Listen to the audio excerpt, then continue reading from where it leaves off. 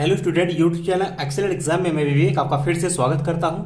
दोस्तों यहाँ पर जो हम लेकर आ चुके कक्षा 10 का मॉडल पेपर 2024 के लिए, या फिर हम कह सकते हैं कि ये हमने जो पेपर लिया हुआ है ये आपके 2023 का पेपर लिया हुआ है। आप सेट संख्या देख सकते हैं 801 DB।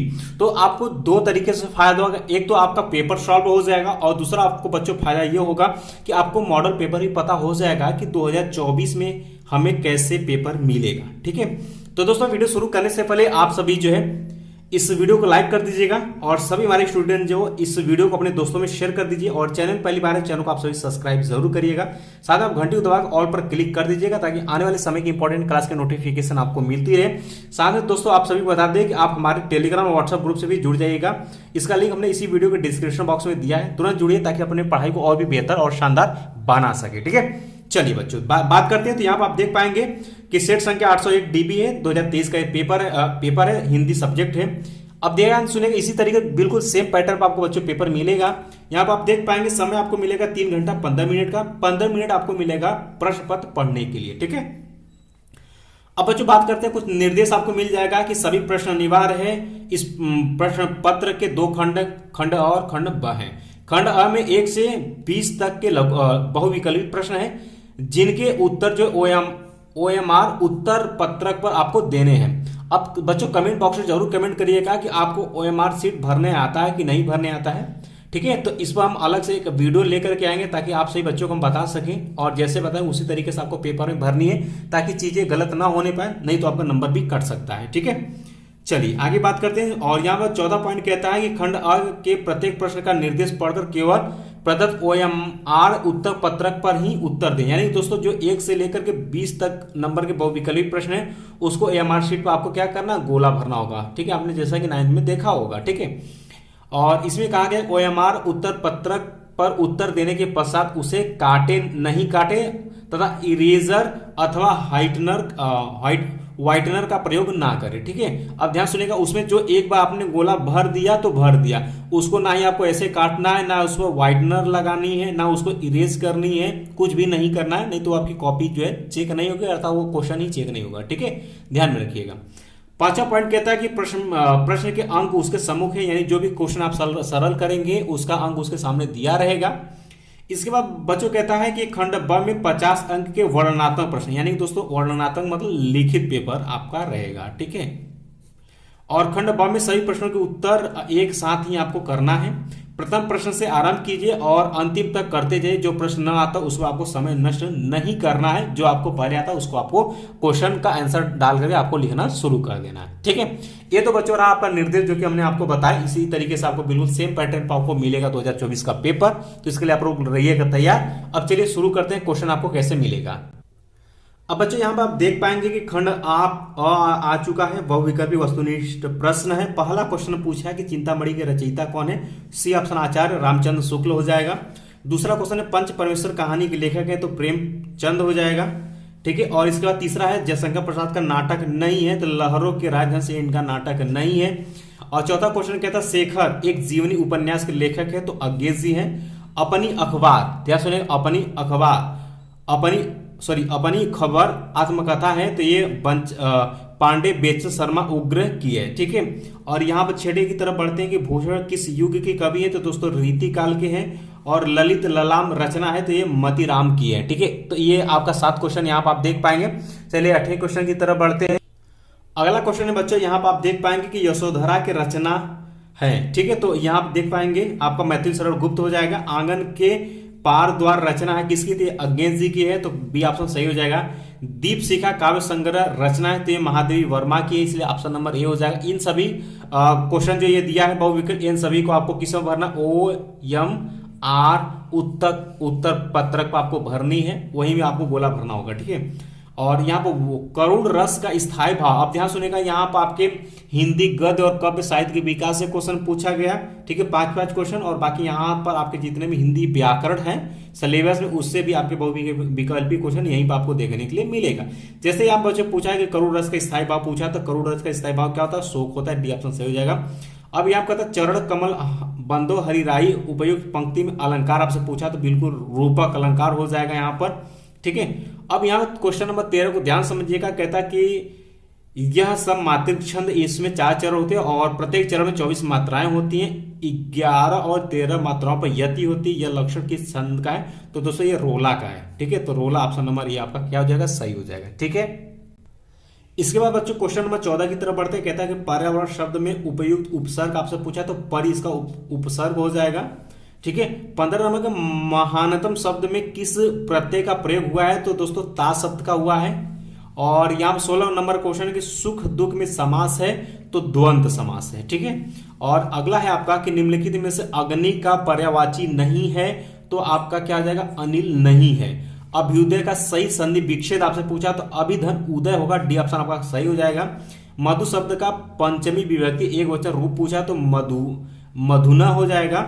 और 20 नंबर का क्वेश्चन बच्चों यहाँ पर आप देख पाएंगे कि पठिष्यतः धातु रूप का वचन एवं पुरुष आपसे पूछा हुआ है, तो द्विवचन और मध्यम पुरुष होगा। तो ये सब चीजें आपको अपने क्वेश्चन बैंक से तैयार करनी है। बाकी आने वाले समय में इंपॉर्टेंट लेकर के आएंगे। और साथ में आपको हमने आप बता दिया है कि बोर्ड में आए हुए 5 साल के क्वेश्चन को आपको पढ़ना शुरू कर देना है। ठीक है, 5 साल के आए हुए क्वेश्चन को आप पढ़ना शुरू कर देंगे तो आपका क्वेश्चन एक भी छूटेगा नहीं, सब बन जाएगा। ठीक है, तो बच्चों बात करते हैं। तो ये 20 क्वेश्चन रहा आपके बहुविकल्पी वाला, जो कि आपको OMR सीट पर आपको भरना था। अब चलिए वर्णनात्मक जो 50 क्वेश्चन जो कि आपको लिखित पेपर देना, उसके बारे में देख लेते हैं फटाफट।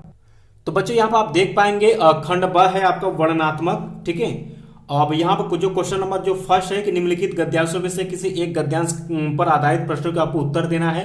ये आपको बोर्ड पेपर में 6 अंक में क्वेश्चन पूछा जाएगा। 2+2+2 इसका अर्थ होता है बच्चों कि इस एक गद्य, ये 2 गद्य दिया रहेगा, किसी एक गद्य में 3 क्वेश्चन आपको करना होगा, उसका उत्तर लिखना होगा और उसका उत्तर जो है इसी गद्य में छिपा रहता है। ठीक है, जैसे बच्चों यहाँ पर कहा गया है कि अश्वारोही पास आया, ममता ने रुक कर कहा, मैं नहीं जानती कि वह शहंशाह था।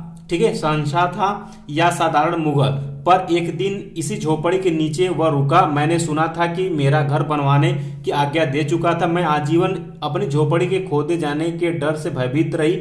भगवान ने सुन लिया, मैं आज इसे छोड़े जाती हूँ। अब तुम इसका मकान बनाओ या महल, मैं अपने चिर विश्राम गृह में जाती हूँ।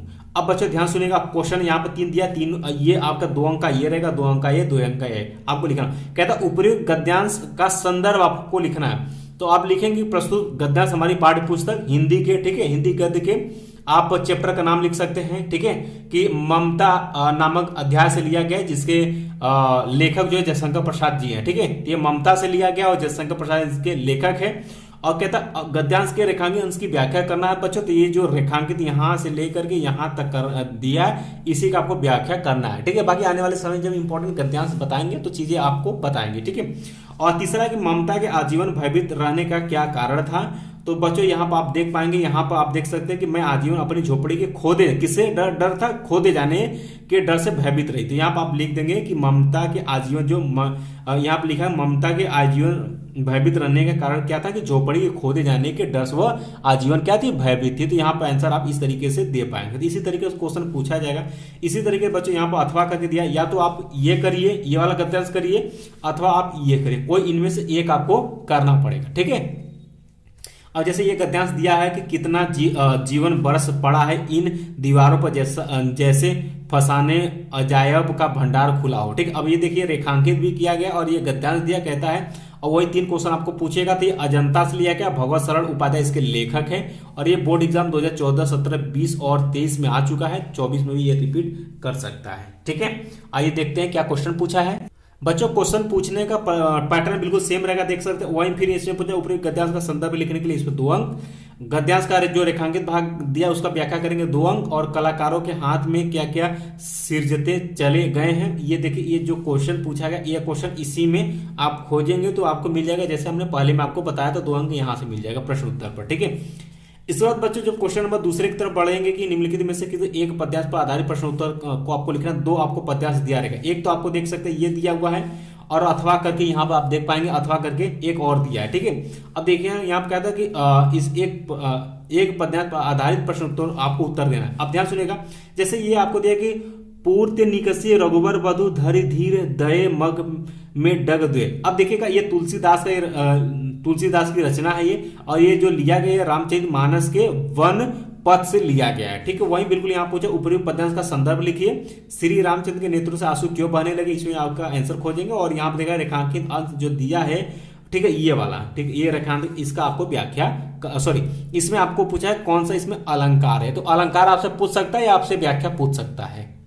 अब बच्चों जो अथवा करके आपको पद्यांश दिया है कि मेवाड़ केसरी देख रहा केवल रण का न तमाशा था। ठीक है, तो ये जो यहाँ पर जो पद्यांश लिया गया ये आपके हल्दी घाटी से लिया गया, जो शीर्षक का नाम है वो हल्दी घाटी है और इसके जो रचयिता है वो श्याम नारायण पांडे जी हैं। ठीक है, तो यहाँ आप देख पाएंगे वही 3 क्वेश्चन आपको उपयुक्त पद्यांश का संदर्भ और एक क्वेश्चन आपको इसी में से पूछेगा और रेखांकित अंश में अलंकार आपसे पूछा है तो अलंकार पूछेगा। ठीक है, तो ये ध्यान में रखना। अब तीसरे क्वेश्चन की तरफ बढ़ते हैं। तीसरे क्वेश्चन में दिए गए संस्कृत गद्यांश में से किसी एक का संदर्भ से हिंदी में आपको अनुवाद करने के लिए आपको पूछेगा और ये रहेगा आपको बच्चों 5 अंक का। ठीक है, अब कहता है क्या, संस्कृत गद्यांश में से किसी एक का संदर्भ आपको 2 अंक मिलेगा और व्याख्या पर आपको 3 अंक मिलेगा। ठीक है, अब जैसे यहाँ पर कहा कि ऐसा नगरी भारत संस्कृत भाषा केंद्र स्थली। ठीक है, यानी दोस्तों ये वाराणसी से लिया गया है। ठीक है, अब ये आप लिखेंगे कि प्रस्तुत गद्यांश हमारी पाठ्य पुस्तक संस्कृत के वाराणसी नामक अध्याय से लिया गया। इस तरीके से आप दिखाएंगे। बाकी यहाँ पर आप इसको व्याख्या लिखाएंगे कि ऐसा नगरी भारत संस्कृति, यानी कि ये ऐसा नगरी जो भारत के संस्कृति का एक केंद्र स्थल है। ठीक है, इस तरीके से आप यहाँ पर दिखा देंगे। ठीक है, बाकी आने वाले समय में आपको पढ़ाकर और ऐसे भी बताएंगे। फिलहाल यहाँ पर मॉडल पेपर आपको साथ डिस्कस कर रहे हैं तो चीजें आपको पता होनी चाहिए। ठीक है, अब देखिए यहाँ पर एक संस्कृत गद्यांश यहाँ दिया, अथवा करके एक और दिया, दोनों में से कोई एक आपको करना पड़ेगा। ठीक है, एक बच्चों आपको यहाँ पर दिया हुआ देख सकते हैं कि नागिग्रा बहुकाल याद, ये चीजें देखते हैं ये प्रबुद्ध ग्रामीण से लिया गया है। ठीक है, यहाँ से देख। अब क्वेश्चन नंबर 4 की तरफ बढ़ते हैं कि नीचे गए पद्यांशों में से किसी एक पद्यांश का संदर्भ से हिंदी में आपको अनुवाद करनी है। और वो तो था संस्कृत गद्यांश था और ये है संस्कृत पद्यांश था और ये इसके लिए भी आपको 5 अंक निर्धारित किया गया है। 3+2 यानी कि 2 अंक आपके संदर्भ और 3 अंक आपको व्याख्या करने पर। ठीक है, और जैसे सर्वे भवन्तु सुखिनः सर्वे सुखिनः, ये चीज जो है भारतीय संस्कृति से लिया गया है। ठीक है, तो यहाँ आप देख सकते हैं। अथवा करके 2 दिया रहेगा, एक आपको करना, ये माता गुरुतरो भूमि, ये देख सकते हैं 1 2 दिया, दोनों में से कोई एक करना पड़ेगा। ठीक है, इसका क्वेश्चन में जो 5 की तरफ बच्चों बढ़ेंगे तो आपको मिलेगा कि अपने पठित खंडकाव्य के आधार पर निम्नलिखित प्रश्नों में से किसी एक का उत्तर आपको बिल्कुल देना है और ये रहेगा आपको 3 अंक का। ठीक है, 3 अंक का यहाँ पर रहेगा। इनमें से आपको किसी का आपको उत्तर देना है। यहाँ पर कहा है कि मुक्ति खंड का आपके नायक का चरित्र चित्रण आपको लिखना है या मुक्ति खंड के प्रथम सर्ग की कथा उसको संक्षेप में आपको लिखना है।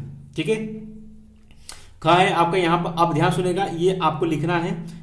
ठीक है, लेकिन आपके जो जिले में जो चलता है वही आपको लिखना है। ठीक है, जो आपके जिले में चलता है बच्चों वही आपको यहाँ पर लिखना है। ठीक, वहीं आप डालेंगे प्रश्नोत्तर, जैसे कि ये चला है मुक्ति दूत चल रहा है तो जिन जिले में चलता है तो आप प्रश्नोत्तर नंबर 5 का आप इसमें से कोई जो करना चाहते हो वो आप करेंगे। ठीक है, इसी तरीके से ये चीजें आपको ध्यान में रखनी है। ठीक है, और जैसे कि यहाँ पे बच्चों ध्यान सुनेगा, यहाँ पे जो हम लोगों के यहाँ चलता है तो दोस्तों यहाँ पर आप देख पाएंगे ग घ अंग च करके दिया, 6 ज और झ करके दिया है। तो हमारे यहाँ जो बच्चों चलता है वो है आपका तुमुल खंड काव्य। जैसे वाराणसी में तुमुल खंड काव्य चलता है तो आप डालेंगे प्रश्नोत्तर संख्या 5 का झ और इनमें जो आंसर आप देना चाहते हैं वो आप दे सकते हैं। ठीक है, इसके लिए 3 अंक निर्धारित किया गया है। इसके बाद बच्चों बात करते हैं क्वेश्चन नंबर 6 का आ जाएगा। इसमें आपको मिलेगा कि दिए गए लेखकों में से किसी एक लेखक का जीवन परिचय देते उनकी प्रमुख रचना का आपको उल्लेख करना है। ठीक है, और ये रहेगा बिल्कुल 5 अंक का। जीवन परिचय लिखने के लिए 3 अंक और उनकी रचना लिखने के लिए 2 अंक यहाँ पर रहेगा। 3 आपको दिया रहेगा, 3 में से किसी एक पर आपको यहाँ पर उनका जीवन परिचय लिखना होगा। उसी तरीके से क्वेश्चन नंबर 6 के ख में जो है आपको दिए गए कवियों में से किसी एक कवि का जीवन परिचय देते उनकी प्रमुख रचना का उल्लेख करना है। ये देखिए 5 अंक का ये भी है। 3 अंक उनके जीवन परिचय में, 2 अंक उनकी रचना पर रहेगा। अब इसमें भी आपको देख सकते हैं, इसमें 4 दिया, किसी एक को आपको करना होगा। गोस्वामी तुलसीदास रस खान है और सुमित्रा नंदन पंत मैथिली शरण गुप्त, कोई एक आपको कवि का यहाँ पर जीवन परिचय लिखना होगा। क्वेश्चन नंबर 7 की तरफ बच्चों बढ़ते हैं कि अपनी पाठ्य पुस्तक में से कंठस्थ कोई एक श्लोक लिखे जो इस प्रश्न पत्र में ना आया।